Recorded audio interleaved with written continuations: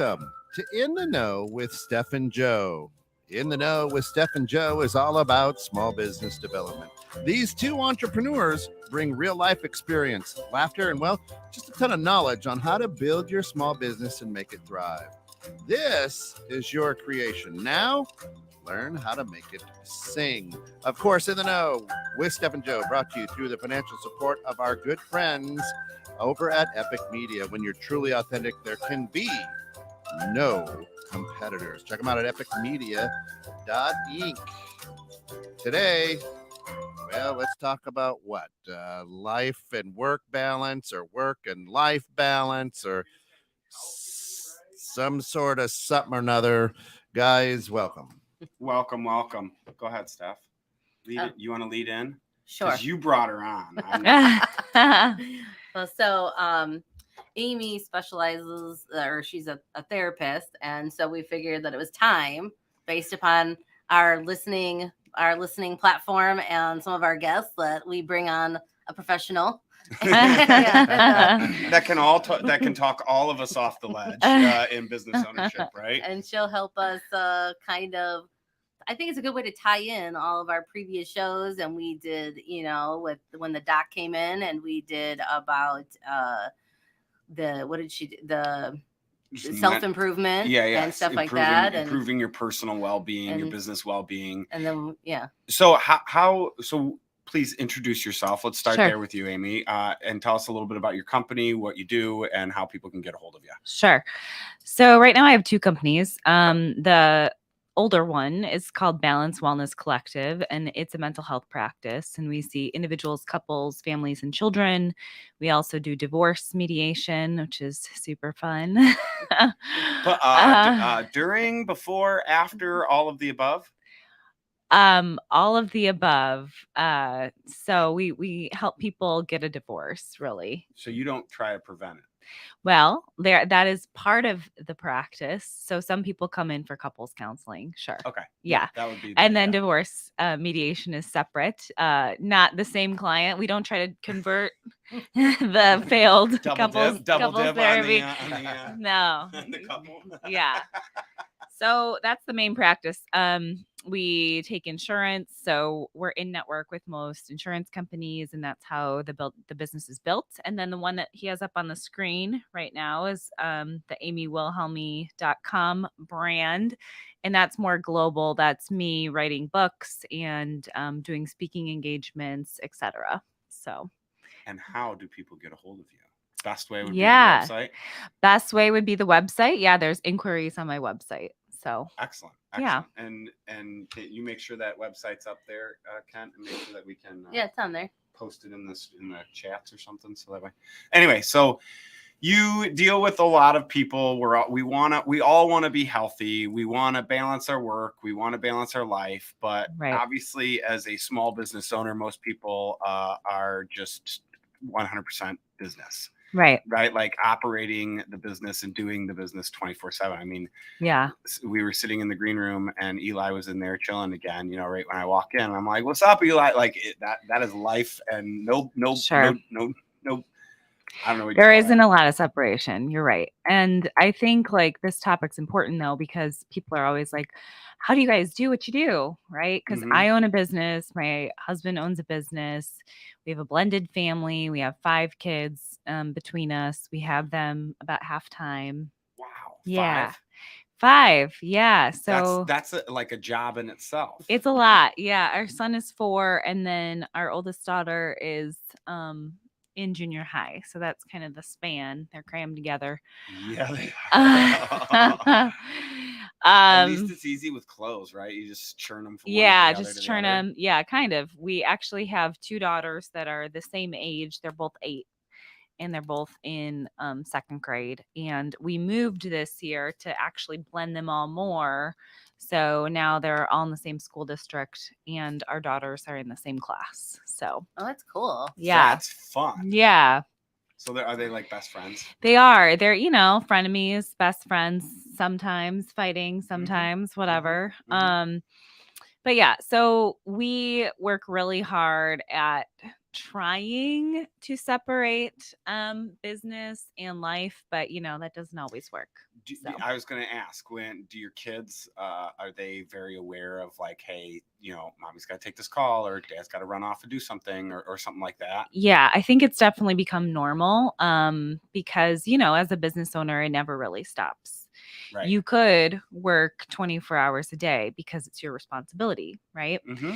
So I guess the topic is kind of centered around like my own experience and just our lives. Like you have to actually just make time to turn it off or it just doesn't, or it consumes you. Right. Like, for example, since we both own businesses and we talk about it all the time, it's just kind of woven into our lives, right? We've kind of like decided that our bedroom is the no talking about business zone.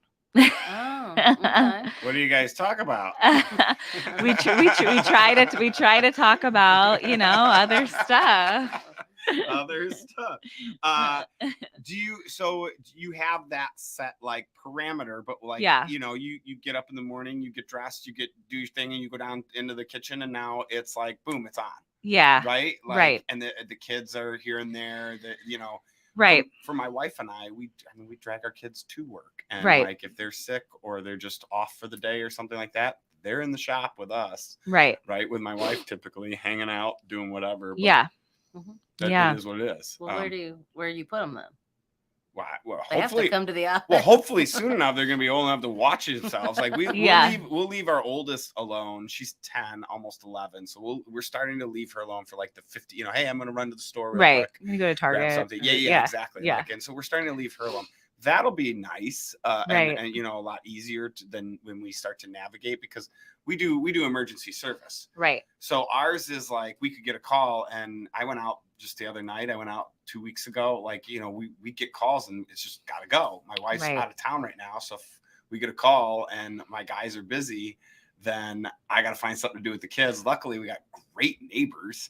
That's good. And they're drug into it now too. So I can just dump the kids at the neighbor's house and be like, I gotta run. Can you take care of them? And they will. You know what I mean? A lot of people are saying hi to us, and we're ignoring them. Well, hey. A bit longer. All right, so let's run down the list. We should say hi to Derek. Hi, Mom. Hi, Mom. That's hi, my Derek. Mom. Hi, Lynn. I love Linda. Hi, Marie. That's my sister-in-law. JB. What up, JB? So, we know that you have to have like a great support system, right? Absolutely. Yeah. So my first question though for you, more industry specific, was how do people typically come to you and go, and we can swear on this, so I'm gonna say I'm fucked up. How do I fix myself? Right? Or like, do people come to you like that, or like, what's the typical way that people approach you? Are they referred to you by somebody else, another profession? Yeah, I mean, I get a lot of referrals from doctors, people in the community. As a business owner, I do the thing. I go and I network. So networking events, and even if it's not them that needs help, it's like, oh, my neighbor or my friend or my cousin or whomever here, call Amy's practice. Right.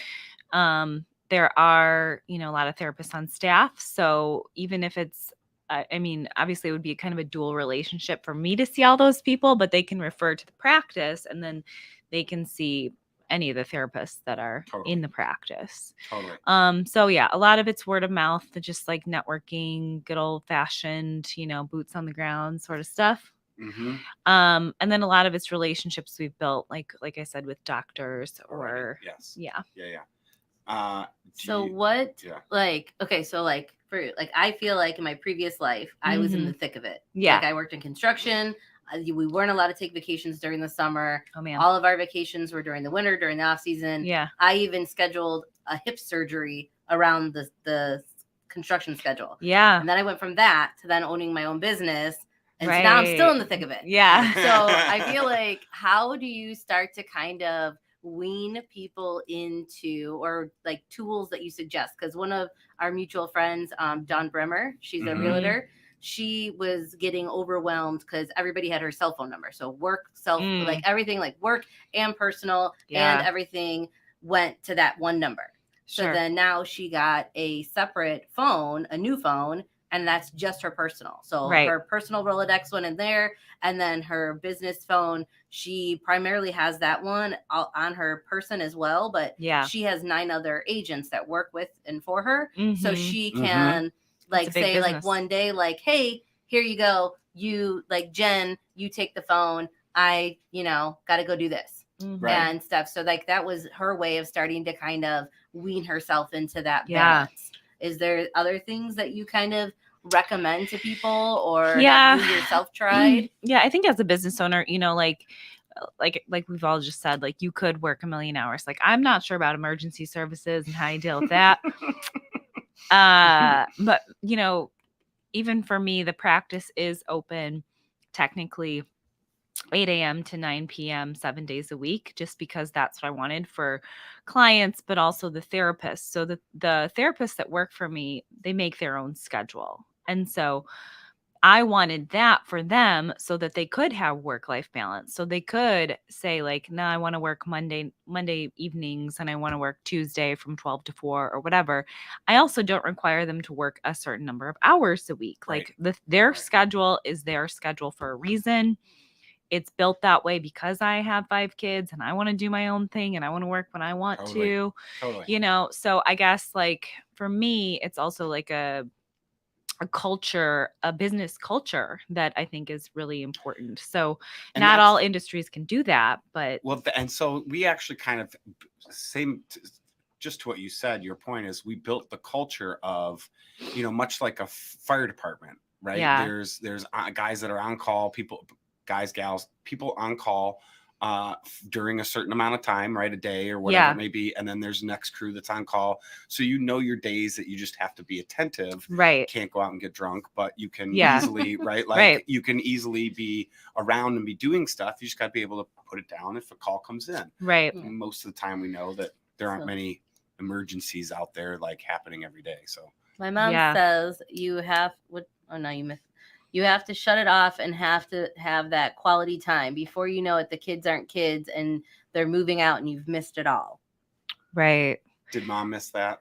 No, my mom went to everything, like everything. Yeah. Like she would, like on her lunch break, like she worked at the airport. So on Mhm. her lunch break, she would leave, drive to the school I was at in Des Plaines at the time, watch us do like a little, like whatever singing Wow. thing, and then she would jet back to the airport. That's and, awesome. And That's stuff. awesome. So yeah, my mom never missed like really anything. I mean, I even working the schedule that I had when I was a single mom with Gavin, Mhm. I didn't miss anything. I Mhm. just put it in my phone and It's a put it in priority. my It becomes thing. an appointment. Yeah. Because Yeah. they'll Yeah. always be like my boys will always be my number one. And that's a good point, is like scheduling, literally scheduling, absolutely. right? I schedule everything. Like my even this morning, my daughter gave me like a field trip form and she's like, oh, I'm going on this field trip. I'm like, great. I'm going to put it on my calendar. She's like, why? You're not going. I'm like, I know, but I like to know like where you are so that I like that morning I can say like, oh, I have a fun field trip. But like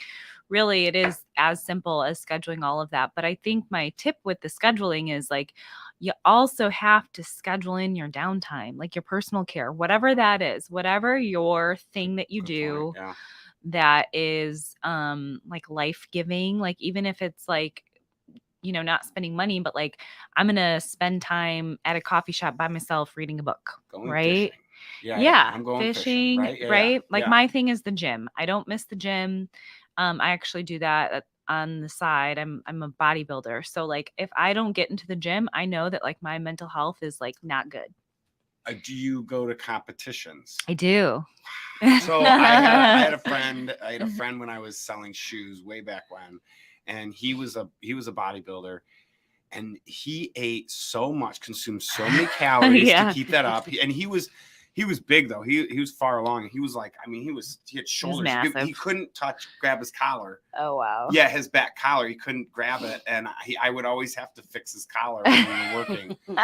But I had no problem making him pick up all the shoes and put them away. Yeah. Because he could do that. Yeah, it was so that in itself though is so much time. If that's your personal way of saying, hey, this is what I want to do with my own time. Right. Right. It's not family time. It's not business time, because those are two important ones. But then there is, as It's you my said, personal personal time. time. Yeah, for sure. Right. Yeah. Mhm. And to me, that's another one. I went fishing yesterday at 11 o'clock Yeah. in the morning. It was awesome. Right. That was my personal time. Absolutely. Yeah. Because I could be out on the weekend. I could be out at night. I could be doing whatever. And so for me, I was like, it's 11 o'clock. I got stuff to do, but you know what? I'm going to just go fishing right now. It's nice enough. I'm going to go fishing. I think like building that into your schedule, like first of all, figuring out what that is, whatever that stuff is, it's different for everyone. I know some people like golfing. Yeah. Yeah. And then putting it in your calendar. What do you do, Steph? Movies? Movies? You like movies? Usually, I mean, With the most kid- of with the like family, though. my downtime is spent With doing family activity. I don't Yeah, really yeah. do. I mean, like tonight, I'm going out to dinner with a couple girlfriends.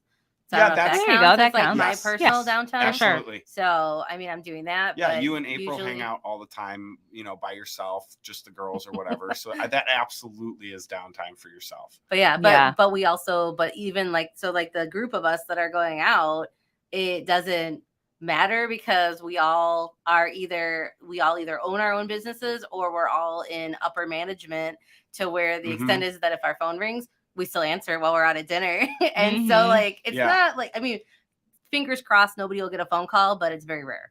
Right. Yeah. Right. One of the three of us or four of us will get a phone call. At some point. Right. Oh yeah. Yeah. Without a doubt. I mean, that's almost every single time we sit down, my wife and I sit down to like, Christmas dinner or wedding dinner. We're like on our way to a wedding. We get a call and it's like, crap, hang on. Yeah. We got to figure this one out and put out the fire and then go. And then we'll be able to get there or I have to cancel or whatever it may be. And I'm out, like I can't go to an event because we got an emergency or something. Like you may not get that, but yeah, that's something that always happens for us. I always am curious, how do you guys do it on vacation? Like if you're on vacation or like a family trip, like I don't put my away message on my email, so nobody knows whether I'm in town or out of town. I very rarely post it on Facebook if I'm out of town. Until after you get back. Yeah, usually when I get back, I'll post something or whatever. Like, I mean, for a couple years ago, I was walking around SeaWorld with my parents and my younger son, and it was during tax time, so I was talking to a client while I'm walking around SeaWorld, and he had no clue that I wasn't at my office. Yeah. And so, but my mom was like, at first she was kind of like, you like, get off your phone. We're at SeaWorld. But then I'm like, it's the most inconvenient time for me to leave town. Yeah, for sure. So it's just kind of like, how do you guys handle that? Especially when you have like a large group when you travel. Yeah. I mean, luckily, I've learned the power of delegation, right? I mean, like my business is at the point where I was able to hire an admin who does answer the phone most of the time and handles it. But, I mean, that doesn't happen for a while in startups or in new businesses, or maybe it's not possible. But I would say like that's kind of the key, that if you can get there, make that your goal. Is like, here are the things that I'm going to do and here are the things that I'm not going to do. And then sometimes, just like being comfortable with not getting back to everyone all the time. And that's a hard thing to let go of, for sure. Totally. I mean, especially in businesses where if you're not going to answer the phone, they're going to call the next person, like that's true in mine. In therapy, people don't usually, I wish it was more preventative, but it's not.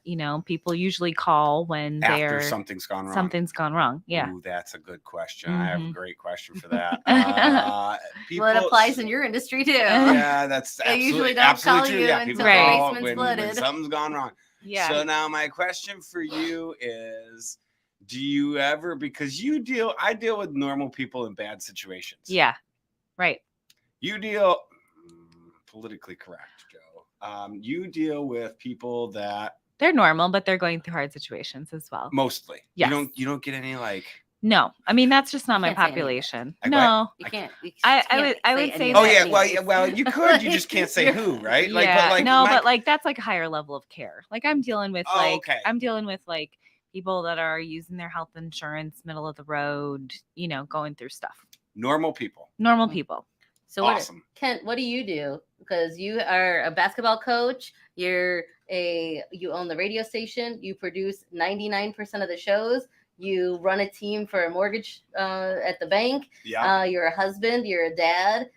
What else? He's like cringing. Yeah. So what do you do in your 30 seconds of downtime at the end of the evening? Put that off mute. I don't know. Right. So I take my man camp every year. So There you go. I Yep. get my 1 week out in the woods, unplugged, no women, no children. Bunch of bros. Yeah, just some dudes hanging out in the woods, right? Yep. That tends to recharge me. Yeah. My happy place, much like yours, I'm sure, Amy, is the gym. Not your type of gym, God, no, right? But the basketball court. There you go. The basketball Yep. court, if it's squeaky shoes and just a basketball in my hands, a place for me to escape. So even though I'm coaching, it's still a way for me to escape because it's something I've done my whole life.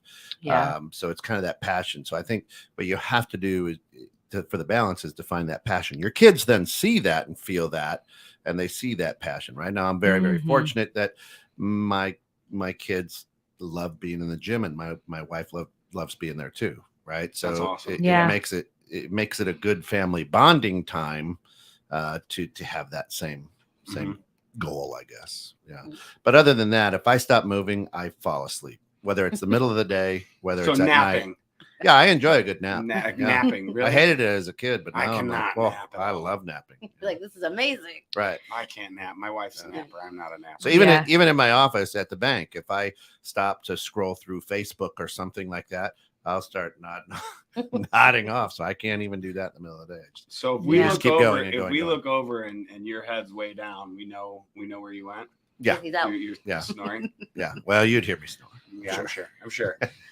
So I have a question. Yeah. This kind of came up in our house the other day. Oh. And so my mom and I were kind of debating this. My mom thought it was kind of a nice thing, and I thought it was like a horrible red flag.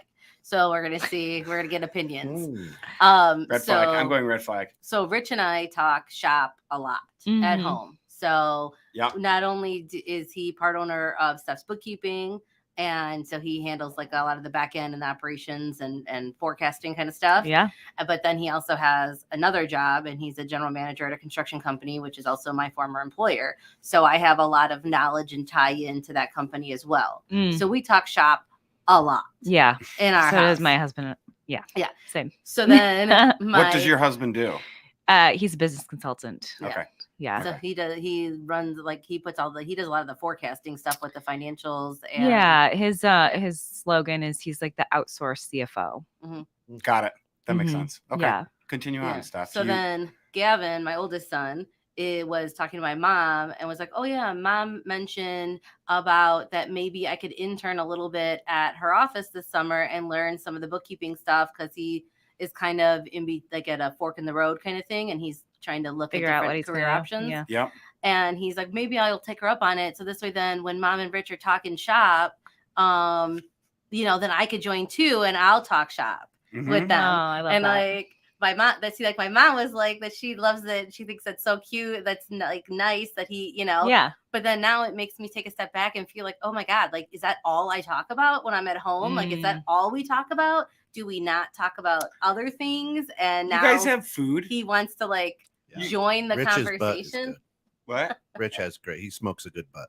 Yeah. He My ro- husband roast. cooks a lot. Yeah. Oh, He's a nice. cook, That's yeah, he- awesome. Oh yeah. So he does his He own like is- rubs and smokes, Whoa. and he does. Yeah, Lucky you. You get Yeah. to like eat. Yeah, he cooks.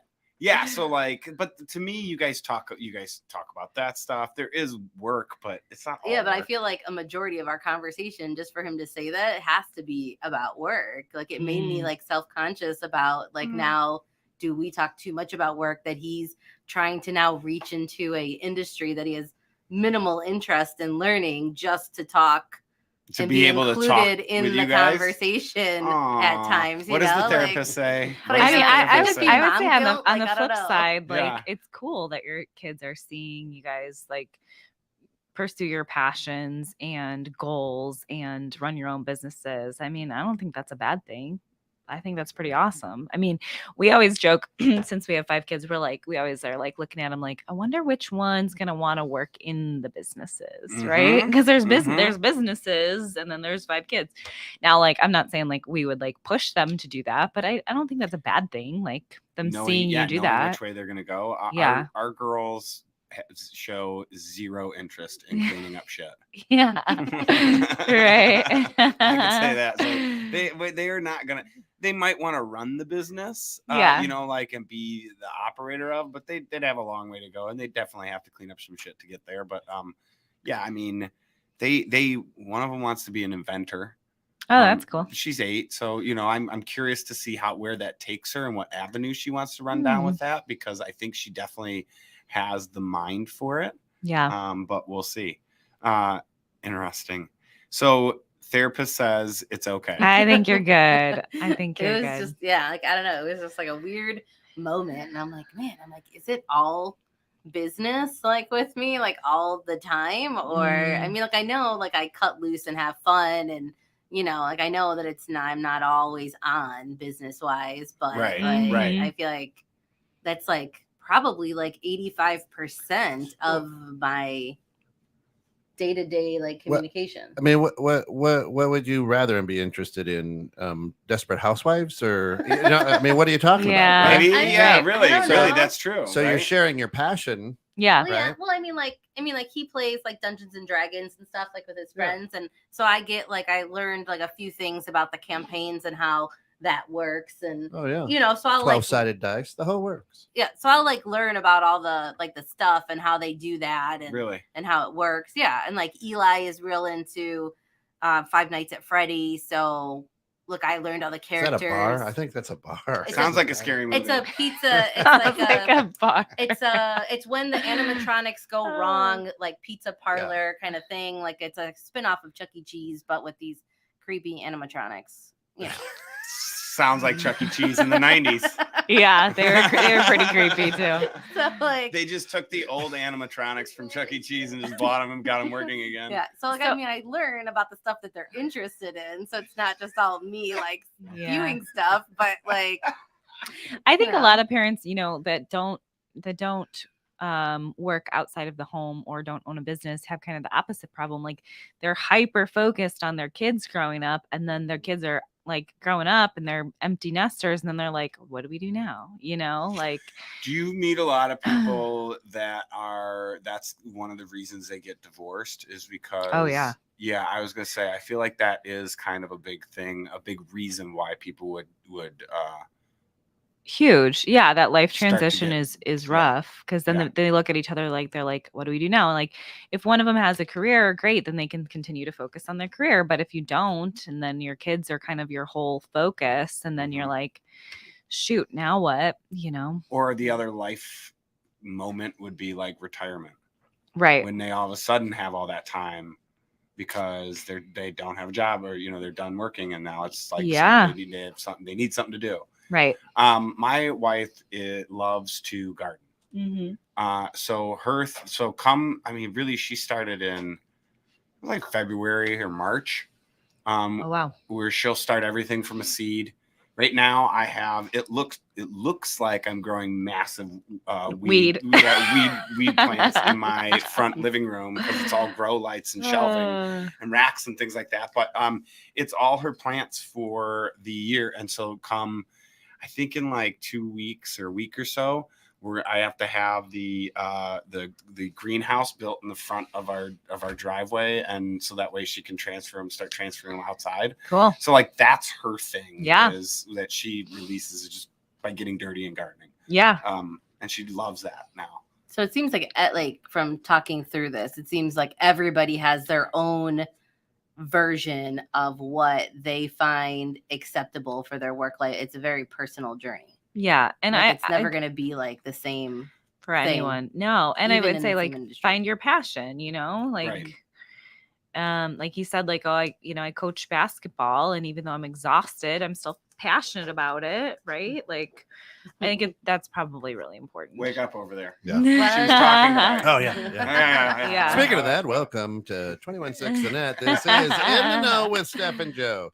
Brought to you through the financial support of our good friends at Epic Media Inc. When you are truly authentic, there can be no competitors. With the continued growth of technology these days, it is essential that you have an effective internet marketing strategy in place for your business, whether you need a custom website design or help integrating your social media accounts to your business marketing program. program, Epic Media is the company to take care of it. Check them out at epicmediainc.com. Awesome. I'm Joe Turner, Restoration One, 847-264-4664. Can you do it without looking at your? No, I always Steph gotta look at at it just to make sure stephsbooks.com, my banner's right there. 942-3004. Amy, tell everybody how to get a hold of you. Yeah. Amy Wilhelmy, Balance Wellness Collective, 847-450-0524. Hopefully that wasn't your cell phone. No. It's Joe yours. cringes every time I give out my cell phone. Every Joe's, time. it's Every Joe's cell time. phone. So something that we were kind of talking about in the green room too, and I feel like this is going to tie in, is that you were talking about mentality and mindset and everything as that kind of pertains to functioning in society. So kind of why don't you expand on some of that and what you wanted to. Yeah, sure. So the business that we have pulled up here, it's called Ascension Mentality, and that's really where this book that I'm writing is coming from. Actually, the coffee table book just came out this week, kind of like book to the book. And then Awesome. the coaching, yeah, thank you. And then the coaching business and speaking business is kind of in process. But really what that's all about is like getting people through that like stuck place, right? Because everybody goes through those times in their life. And this is what I say about mental health in general too. Like you just said, like, Mhm. I don't know if I can use that word, you wanted to call them like crazy or something, but like everybody goes through these like times or seasons in their life where they're just like, holy shit, I feel stuck, right? Totally. Yes. Everybody. So mentality coaching and performance coaching and mindset coaching is really about that. Is like, okay, we're going to bring people through that stuck place, through that like gross, like yucky, dark thing and into whatever is their next step. And a lot of people really kind of tighten up and they're unable to make that next move. And I think a lot of it is fear based. And a lot of it is like them just like replaying this like old script in their head about like who they were or what they were supposed to do. And it really kind of keeps them there. So the mentality performance coaching is really about that, is really about like, you were here, where do you want to be? And then how do we kind of guide you through? What if somebody's like way down here and then they're like, yeah, I only want to get to like, just here. I don't need to be like way up here. I just want to be like here. Yeah, I would say that there is more to life than being that like groggy middle place. Like I actually define this in my book, and I would say that is that's apathy. Like if you're Okay. feeling kind of just like blah and like not excited about anything, then you're apathetic. Then that's not really living. That's just kind of living in the Moving through life. middle, Yeah, like yeah, waking up and doing it again, kind of like that Groundhog Day thing. So like, how do we get people out of the Groundhog Day thing? Yep. So it's coming from you. It's very easy. Here's what I'm saying is you are what I would say a hyper athlete, right? Because just the dedication you have to your sport, Yeah. period, Correct. is crazy because my dedication is, oh, look, a cookie, right? Hey, that takes dedication too. You know what I right? mean? You got to go through the cookie plate. But so your entire, I don't know how long you've been that athlete, Right. but you have a different mental level, I think, right? Than let's say an average person. Sure, but the book is about my journey, so I've not always been that way. Okay. So And to me, Yeah. I've heard that like, you have these people that have really high highs. Do they also have really low lows? Mhm. Right? Because Yeah. like some people are, they're just they like get a little happy and a little sad, but they're not like right. way high, way low. Mm-hmm. So is that kind of like a similar thing?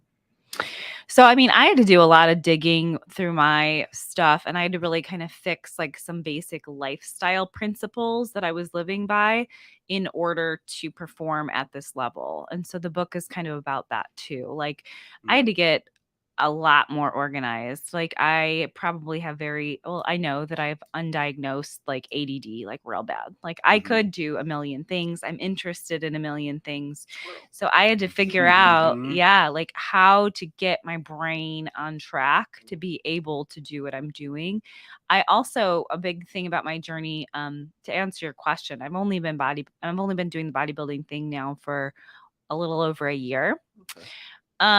But I've figured it out. And what I had to do was really actually like submit to the process. As an entrepreneur, we kind of do our own thing. We're like, Mhm. nah, I can do it better. I'm going to do my own thing. Bodybuilding's Mhm. not like that. It's like follow the plan exactly to the T and you will get the results. Listen to somebody else who knows how to do this thing and has been doing this and is better at you than you are, and you will get the results. And so Mhm. for me, it was a lot about like submitting and being like, okay, I guess I will listen. At the beginning, I questioned my coach. I hired a trainer. I questioned everything. I'm like, are you sure? Should I actually be doing that? Maybe if I modify it a little bit, but I figured out that is not how it works. Right. Follow the plan. Follow the plan, execute the plan. And so a lot of this like mentality mindset thing is really about like shifting your lifestyle in order to get to where you want to be. Like now, I go to bed by like 10 p.m. at the latest, and I get up at 5 or 6. And I never used to be a morning person before. So that whole thing is like shifted completely. For me, I had to stop drinking completely. I don't drink at all. So that was a huge shift. My sport requires me to be in the gym 6 days a week. That was a huge shift. So Do you find that it is wise for everybody to get up early if they you're smiling because I think it's wise for you to figure out your own rhythm and routine and stick to that, whatever that is. yeah, so there's no like set, because obviously people work different hours. Sometimes somebody might have a night shift or whatever, but yeah. Is there, you should definitely be up 2 hours before you need to be working so that way your mind's fresh and ready, or you should be going to bed with at least 6 hours of sleep? Yeah, I think everybody needs about 6.5 hours, whatever that is. Like consistent? Yeah, like every night. That was a great. Wait, consistently? Yeah. Well, I mean, like I'm a night napper, so like I'll like fall asleep. Wait, isn't that just called sleeping? Right. Like Kind of. Well, like I'll sleep from night like maybe napping? like 10 to like 12:30, and then maybe I'll do something, whether it's like laundry or I don't know, working on my computer for a little bit until about 2. I get And emails then at like 2 I'll or 3 take in the morning. another nap, another couple hours, and then I get up for the day and do something a little bit louder in the house, like dishes or something. Or whatever. Yeah. Like I take night naps, is what I call them. I mean, I would say it's probably affecting your health a little bit more than you think it is. Like I don't think it's very more rare if I night sleep naps. like a straight like 6 nighttime hours, to like the day, like morning time. Yeah, hours. for me, I'm an early riser as well. Mhm. I wasn't through like my 20s. I was the 2 a.m. But I worked at we either worked in a restaurant or in a mall, and the mall didn't open till 10. So it's not like I have to be, I could be up till 2, get up at 9, and still get 6-7 hours of sleep. Right? I did the same thing. I worked in bars in college, and then I'd wake up and go to class. So, which that is a good point of like, how many people do that, and just like, that mentality, because how many people work in a restaurant, and the mentality is after the restaurant closes at midnight, 2 a.m. Yeah. Now they're going out to party. They go party. Yeah. Because that whole industry does. Yeah. After that, and like that mentality, that go, Mhm. you mentioned you stopped drinking because of bodybuilding. Yeah. That go probably that stopping that much abuse probably really helps the mental state as well. Oh, for sure. It definitely regulated my whole system. I mean, it took me like 6 months to like feel better, but after that, yeah. But I think that we get into that rhythm where we're like, okay, I'm going to wind down, and then I'm going to have a glass of wine, and then I'm going to have maybe more glasses of wine, and especially during COVID, right? A mega pint. Like the mommy, I got the mommy glass. It's like yes. Right. So, but then like, if you think about just like what that does to your body, and then what that does to your brain, and then how you're going to like get up in the morning and do the thing that you need to do, it has a large effect. Right. So again, like the mentality, like you said, like, well, maybe you're just one of those high performing people. I haven't always been, I struggled through it. And then I guess that's kind of why I really got interested in this, because I was like, if I can change like the way that I am and the way that I function, and now I can do a whole lot more and in a shorter amount of time, it's pretty awesome. So How do you feel about like journaling and writing down? Like, so if Mm. somebody wants to start changing their mentality and start, Mhm. so like they have this like big goal at the end of the road, Yeah. but they need to like, work on micro goals to kind of work their way up to that. Yeah. Like, how do you feel about them, like writing down their 3 goals or whatever, their daily goals, and keeping Mhm. it in a journal? So this way, when they're like, because when you're going through it and you're living through it, you don't necessarily feel the effects the same yeah. way that other people outside can see the effects. Yeah. And then they can go back and be like, well, day 1, your goal was just getting up and showering for the day. Yeah, for and sure. now we're 40 days in, and now you have some other more challenging goals of like creating like 3 new Mhm. clients today, Mhm. or whatever their thing is, or lifting 60-pound dumbbells versus 20-pound dumbbells, or Right. whatever their goal is. Yeah, I mean, I'm a huge proponent of goal setting, and like you just said, like it's really hard to see when you're starting out, because it just does look like tiny little baby steps, and then maybe a Mhm. step back, and then tiny little baby steps, and then maybe a step back, and then when you kind of look at the overview of maybe 3 months, 6 months, a year, and then you can like see like the progress and how much you've accomplished. That's why the goal setting is really important, because when you're kind of in the minutia of it and you're making these changes, even if it's like, I don't eat enough vegetables, right? I'm going to eat more vegetables per day or whatever. But then if you see like, wow, I've really kind of shifted my eating into a healthy pattern, or I've gone to the gym 2 days a week or whatever, like over time, those little tiny baby steps are going to make a big difference added up. Yeah. That's a great way to put that. I like that. Do you find that most people can kind of tackle those, and you make it fairly easy for them to kind of assess it, or is it typically a hard thing for people to get over and change certain things about themselves to make that themselves better? Yeah, I think it takes a lot of grace and forgiveness for yourself. I think it takes a lot of self-love is really what it comes down to. I think a lot of people are hard on themselves mentally, and that kind of keeps them in the stuck place, because they're like, man, I'm such a screw up, or I did all this bad stuff, or I am this person, where you don't have to be whomever you were yesterday. You can wake up and you can make different choices that are going to affect your day in a different way than you Mhm. did the day before. And it's really that's such an important part of the mentality, is like I'm going to leave it behind, right? I'm going Perseverance. to forgive whatever happened yesterday, and I'm going to try again. Pushing through. Yeah. Gritting and grinding it out, because Gritting and grinding it out. Yeah. that is one of the things I think a lot of people,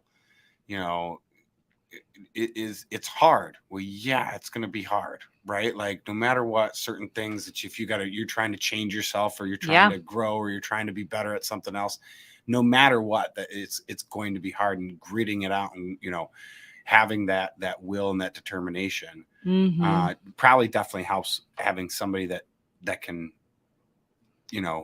walk you through it. Yeah. Right, because yeah, I think like that's, my interest is definitely helping people one-on-one through that journey. Like I said, I hired a bodybuilding coach. I didn't know what I was doing. They also do my nutrition as well.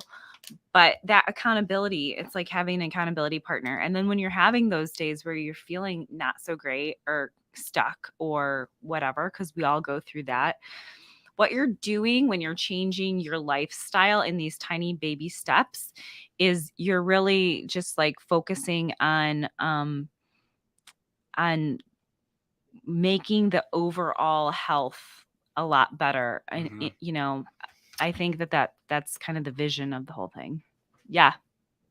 We have a listener who texts in and says, you're a wife and a mother, Right. and how difficult was it to change your I'm going to guess eating habits is what they're saying, or Sure. or diet or whatever you Yeah. want to say, with a whole family. That's a good question. Yeah.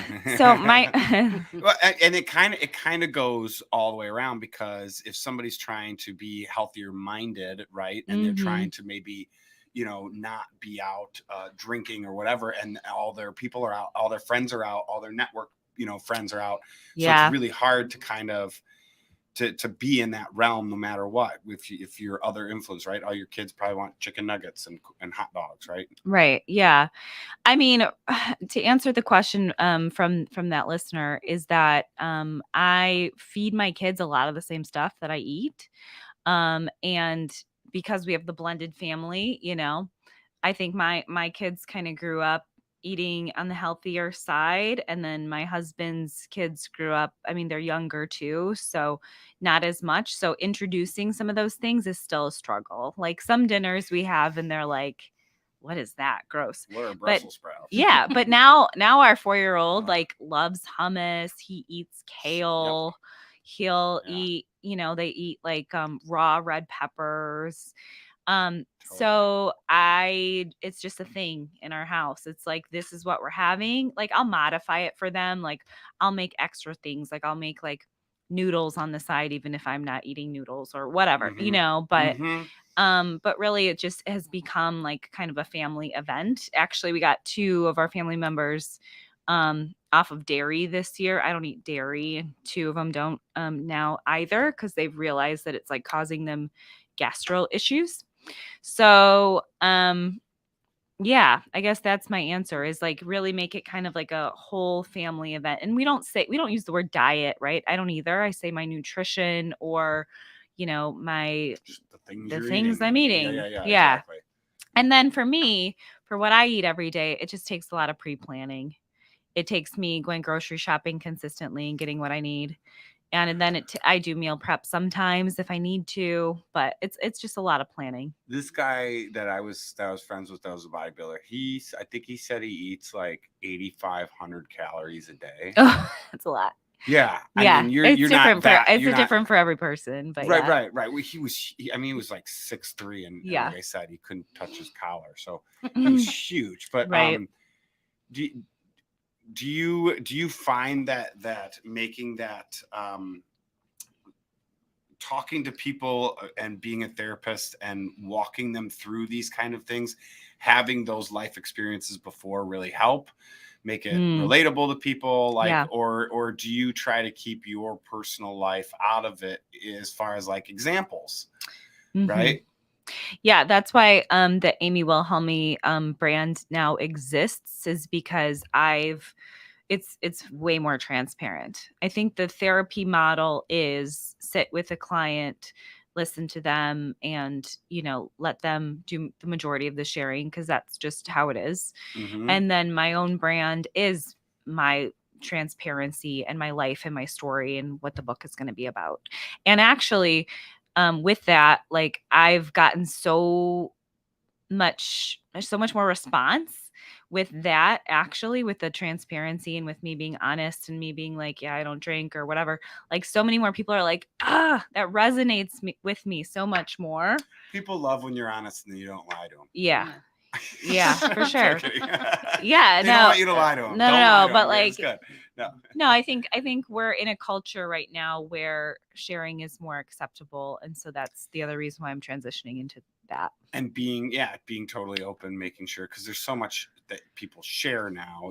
Even just being very open about where you're at, why you're at, what you're doing, things like that. Yeah. Absolutely. And I mean, the divorce mediation, you'll see on the Balance website, if you go there, I'm transparent about my own story. That's why I got into it in the first place. And people find me because they read it and they're like, oh, like this chick is not just a professional. Like she's actually gone through some stuff too. And and it builds trust. So does your husband ever find you, like, do you ever try and do techniques on your husband of therapy? Like, while he's like, he's feeling bad. You're like, sweetheart, don't worry about it. What I want you to do is write your feelings down here. Yeah.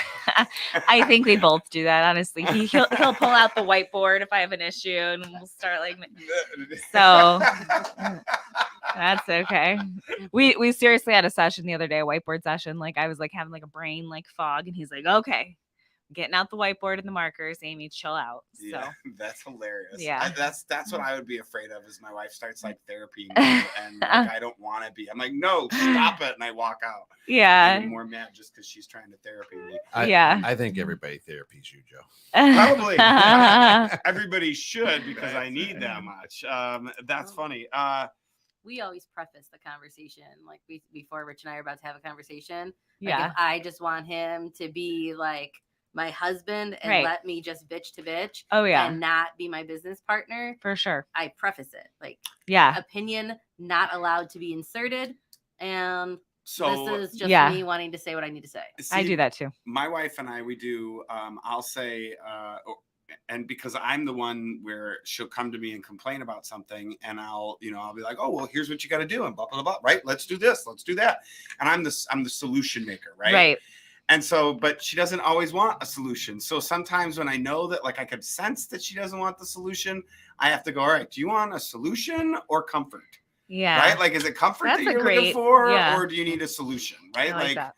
what do you need here? So that way I can help you out and not be me and just try to create a solution, right? And just be like, oh no, don't worry about it. You're fine. Put your feelings away. Let's go get it done. Right? Yeah. That's what I would do. But yeah, That sounds like a therapy technique you passed. Mm. I'm a therapist. Look yeah. at that. I don't need therapy. I can give it.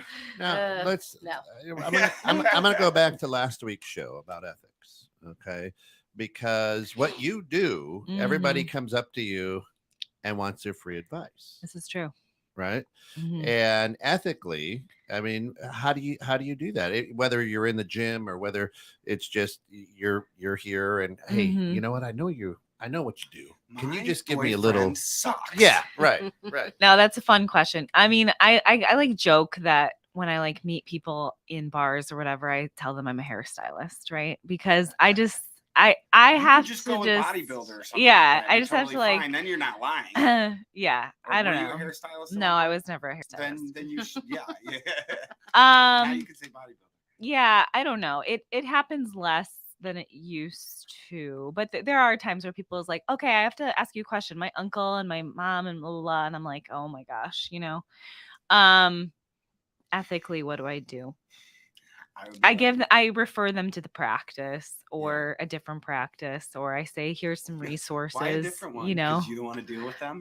well, no, I would not That's anyway. too crazy. That's too crazy. Go to my competitor. No, I mean usually, well, if we're talking ethics, like it's ethical to give them a couple of options, right? True. Very so, true. Yeah. Do you ever? Yeah, I was gonna say, do you ever have people that come to you and at some point you're like, maybe we just aren't clicking, or here's another therapist in for our sure. office, Yeah, that happens like all the time. I mean, it's such a preference thing. I actually tell my therapist that they should go to some of these networking meetings because it's such a personal preference thing. I could go out and talk all day about the practice and blah blah blah, and like somebody might be like, I don't like you, and that's totally fine.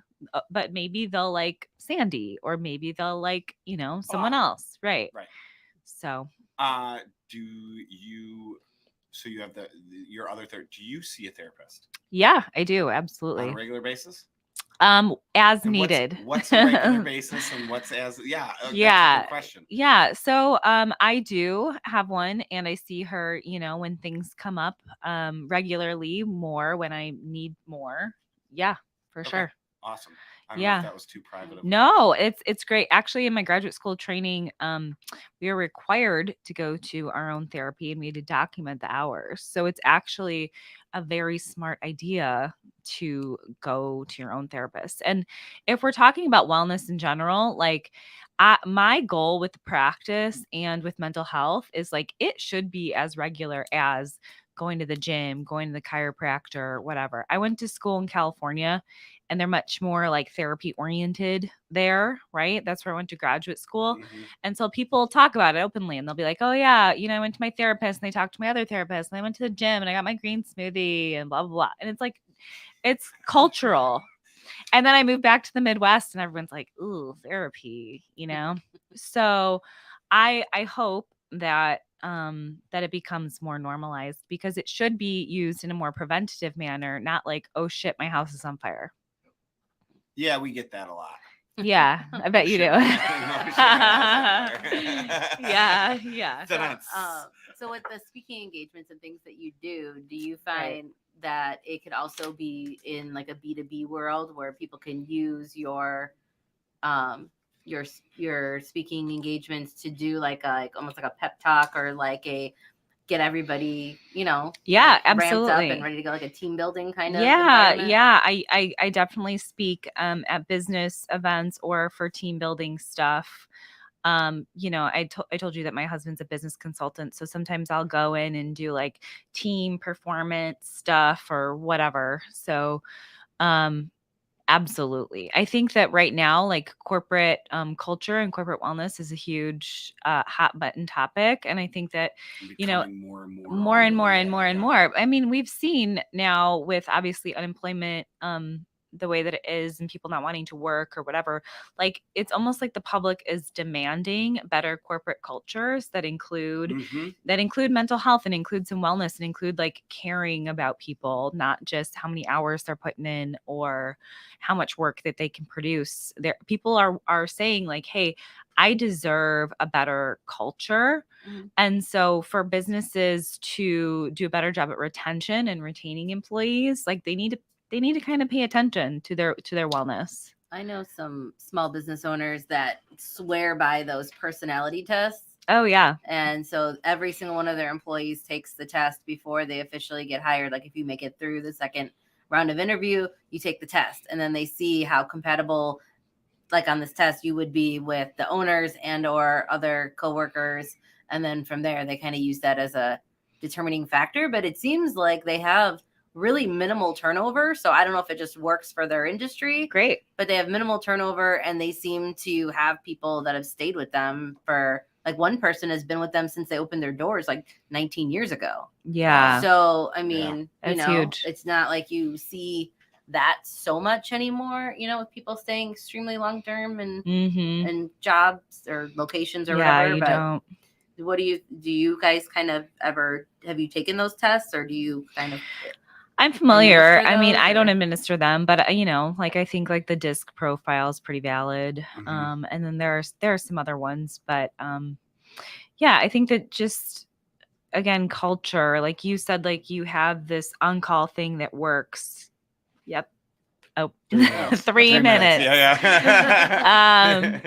Like I said, like flexibility with my employees is huge. Like if there's a time off request, there's very rarely that I'm not going to grant that, because you know what, like especially just being client focused in my industry, like I don't really want them sitting with people if they don't want to be there. That they're not going to be effective. They're not going to be good therapists. So if they have something else to do and it's their sister's wedding in Hawaii, then I want them at their sister's wedding in Hawaii, and then come back refreshed, like you said about the guys weekend, come back refreshed, sit with people, and be good at your job. And I mean, you clearly have quite a few therapists in your office that work, under your control, and then you don't seem to have that high a turnover. So do you find that most of your employees are happy? Do they go to therapy as well because they believe in it? Like, is it like kind of like that full culture thing, and it helps out? I think that most therapists do believe in therapy and do go and do their own thing. My practice is also big on learning. So actually, as far as turnover goes, I do get interns, like new ones every semester. I'm connected with several of the universities in the area, and I love that part of my job. I love supervision. I love it so much because they're always excited about the job. They come in and they're fresh and they want to learn, and they want to learn how to do it, and they like eat everything up, and like I talk about stuff in supervision, they're like, whoa, this is so cool. So awesome. That's an amazing. So we're down to the last like 30 seconds. So I guess tell everybody one last time how to get a hold of you, and what's maybe one fun fact that we didn't ask about that we should have. Oh man, one fun fact. Okay, so you can go to www.amywilhelmy.com. That is the coaching, speaking, book brand. And then the practice is balancewellnesscollective.com. A fun fact is that I have a giant dog. His name is Clark. He sometimes comes with me to the office. He is a Great Dane. Yeah. That And is he awesome. is a Zen master. Like, he is the chillest dog ever. I sometimes bring him. I have this little 8-year-old client, and I'm like, okay, here's Clark, and he like sits on her, and I'm like, oh my gosh, she's 130 pounds. Are you okay? She's like, I'm good. And so she just like hugs him all session. Oh my gosh. That's that is cool. awesome. That's awesome. Yeah, So you get to meet Clark if you go you in get to meet and- Clark sometimes. Yes. That's All awesome. right. Well, thanks for tuning in. Thanks, Everybody have a guys. great weekend. See you next week.